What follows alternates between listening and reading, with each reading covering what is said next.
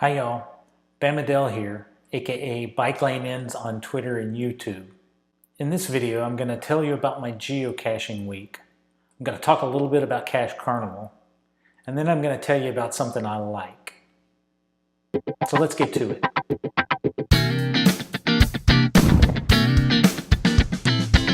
Despite not trying very hard, I had a pretty good geocaching week. It started off on Sunday with the Season 1 Spring Ceto, in which I earned my Season 1 Ceto souvenir. On Tuesday, I avenged a DNF that had been on my list for about 2 months. Another local DNF'd it. The CO went out to replace the container, and then I followed him out later that day and saw a footprint in the mud that he had left, and that helped me find the cache. Wednesday morning, I grabbed an FTF. Yay, me! On Thursday, I went to a Pi Day event, pizza and beers at the Whole Foods store in Huntsville. Well attended, was a great event. And on Saturday, I avenged a DNF that had been on my list for a couple of years. But like I said, I'm really not trying very hard, and here's why. First, as of Monday, I'm back into full-time bike commuting. And that means I have a limited radius after work. So I'm saving a lot of the local caches that I've not found for those days when I need a find on my calendar. And in June and July, I've got a lot of holes in my calendar. Second, I'm taking a breath before the Cache Carnival. I really enjoyed the Planetary Pursuit last year, but I completely missed the hidden creatures. I broke my wrist. A month later, I had to have surgery. Big mess, missed the whole thing. So like I said, I'm really looking forward to Cache Carnival, and taking a little break beforehand is my way of building up the excitement. And that's it for my week that was. Now let's talk about the Cache Carnival. I'm sure everybody's heard about Cache Carnival by now and you know all the details, so I'm not going to go through it. But I'm going to tell you that I've got a problem. The whole promotion is only like 21 days long, and I'm going to be on a business trip where there is no geocaching for about half of that. I'm going to have 4 weekdays before, and I'm going to have the Sunday and then the entire week and the final weekend after I get back. So my strategy is going to be focusing on the really high value caches. And if you know the details of this promotion, you know it's high favorite points. There are about 8 caches in Huntsville that I'm going to try and find before my business trip. And for that final weekend, I'm planning a trip up to Nashville where I hope to get enough high favorite caches to give me my 500 points and collect all my souvenirs. Oh yeah, and I've scheduled a creation celebration event for the Thursday after I get back from my trip so that everybody in the area will have a chance to get that 6th souvenir. So I'm curious, does anybody else have a different strategy other than looking for high favorite caches? If you do, let me know. Finally, I want to tell you about something that I like. To be technical, I only think I like it because I don't have a lot of experience with it yet, but it looks really good. On a recent episode of the Geo Gearheads podcast, they focused on a web tool called CacheTur, which can be used to plan out geocaching trips. I had heard about this tool a while back on Twitter, and I signed up for it, but I couldn't really figure it out, and I really wasn't sure what it was all about, what it did. During this podcast, Daryl's guest went through a very detailed tutorial on how to install it and how to use it fully. It was really good, and I'll put a link to the podcast in the description of this video. I highly recommend that you go see it. But right now, I'd like to take you through a quick example of using this to plan out my trip to Nashville. Now, there are some prerequisites to installing the software. I'm not going to repeat that here. Go watch the podcast. They'll teach you how to do it. I'm just going to show you a real quick tutorial to whet your appetite. The website that you want to go to for Cache Tour is CacheTur.no. The home page is a bit of a console. So the first thing that you want to do is create a new trip. You can do this from the trips menu here, or from the console page, you've got a shortcut over here to create a new trip. So fill out the form, of course.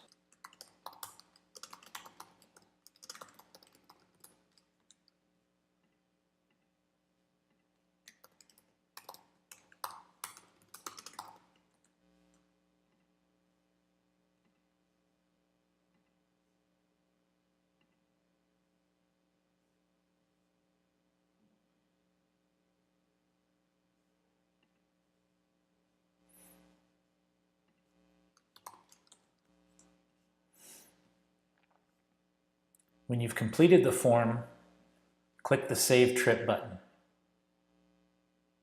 Okay, so now we're inside of our trip. We don't see much yet. There's no waypoints here, but we are inside of our trip. So the next step that you want to do is set your starting and your ending caches. That's just sort of how this thing works. So I'm going to go to Geocaching.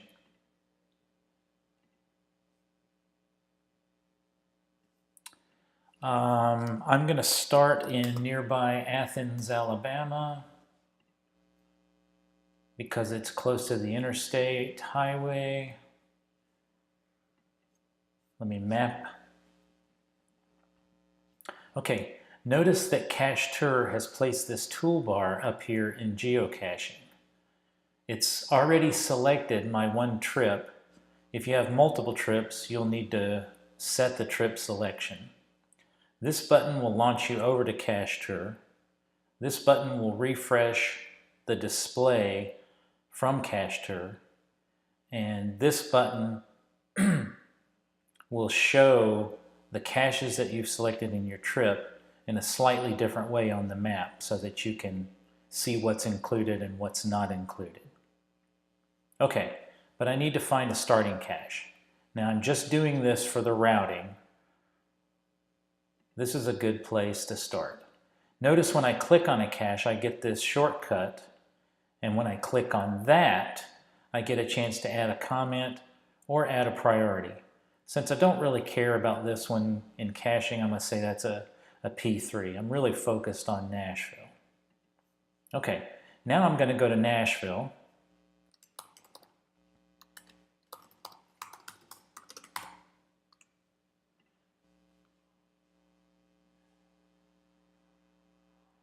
And I'm focused on high value caches. So I'm going to set my filters. I haven't found is enabled, and a minimum favorite points of 50. And I'm going to map these.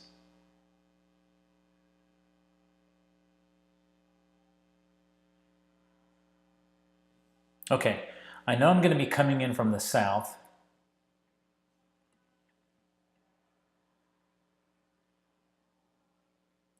So maybe my routing would kind of go like this. Not sure how far I'll get through this list, but I know that most of what I want to concentrate on is just right downtown here.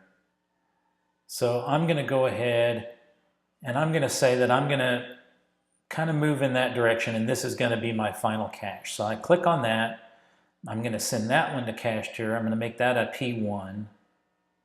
By the way, those of you who may be familiar with the TV show American Pickers, this is actually one of their stores. It's a really cool place.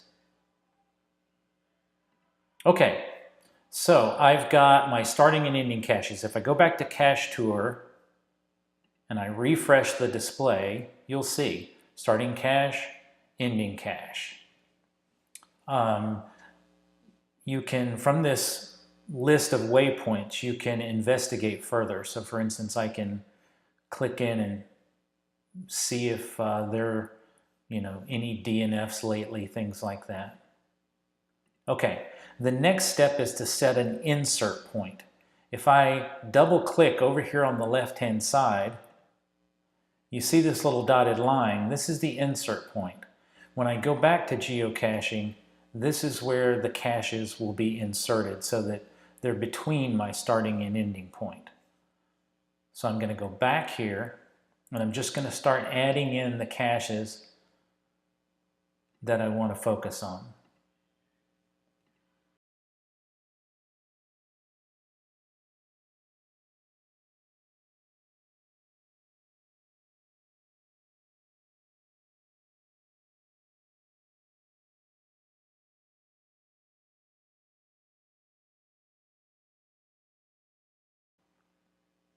Maybe I decide that I could get all the way back down and get this one as well. So this might be a good ending point. So I'm actually going to add this one to my list as well. Okay, so I think I've added in quite a few caches for this trip. I'm going to go back to Cache Tour. I'm going to refresh my page. And notice all these waypoints have been inserted. But I want to reorder this one. And I want to ask the system to order them for me in an optimal route. So, from the Edit Trip menu, go to Sort Prioritize Waypoints. And I want to make this one my last one. But now I want to ask the system to optimize the sequence for me. Down here, well, first of all, I have to select all my caches. So this button, Toggle Marked, will select everything. And then at the bottom of the page, I click this Calculate and Sort by Optimal Route. Once that's completed, you'll see all the caches turn to green. You can see the route in this view as well, although I'm not sure this is the most useful of views. It doesn't seem to respond to gestures. You have to use the plus to zoom in and out, so I really don't like that view that much. But let's go over to geocaching. Well, first of all, I need to save my sort and prioritization. And it's going to take me back to my trip view. So it has reordered these based on an optimization. Next, I want to request it to do a routing for me based on this sort order. So from Edit Trip, I choose Order a New Route Calculation.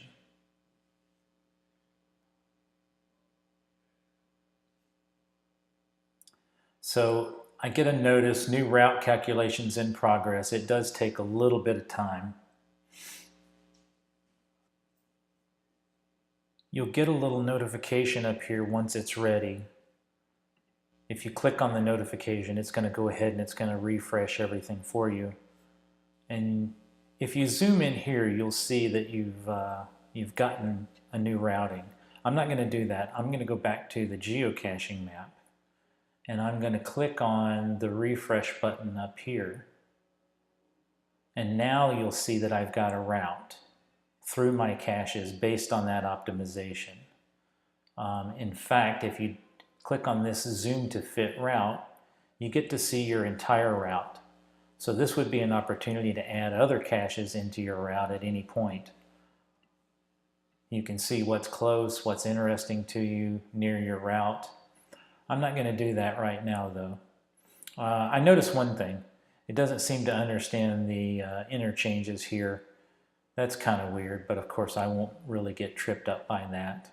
I probably won't even route using this. And one last thing. If you click this button here, it will show the caches that are part of your trip. You'll see in a different and frankly slightly archaic way.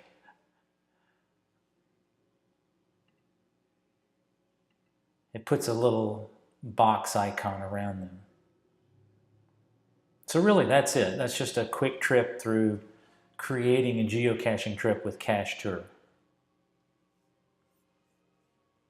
That's it for a real quick example of what you can do with CacheTur. Again, go watch the podcast. The link is in the description below. I highly recommend it. So that's it for my geocaching week. I'm not trying very hard right now. I'm really looking forward to the Cache Carnival. And I found something I like, CacheTur.